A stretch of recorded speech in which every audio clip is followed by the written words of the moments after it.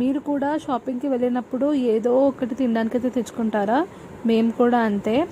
So దగ్గరలో Chaitanya food court ఉంటే అక్కడికైతే వెళ్ళామన్నమాట. సో అక్కడ అన్నీ అప్పటికప్పుడు ప్రిపేర్ చేస్తారు కదా.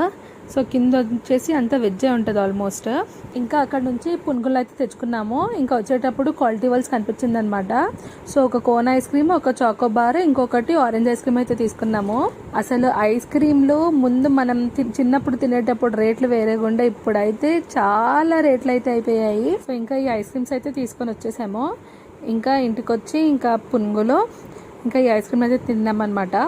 మీకు ఎంతమందికి ఇలాగ షాపింగ్కి వెళ్తే ఏదో ఒకటి తెచ్చుకోవడం లేకపోతే అక్కడే తినడం అలవాటు ఉందో చెప్పండి. ఇంకా మీకు ఏ ఐస్ క్రీమ్ అంటే ఇష్టమో కామెంట్స్లో చెప్పండి.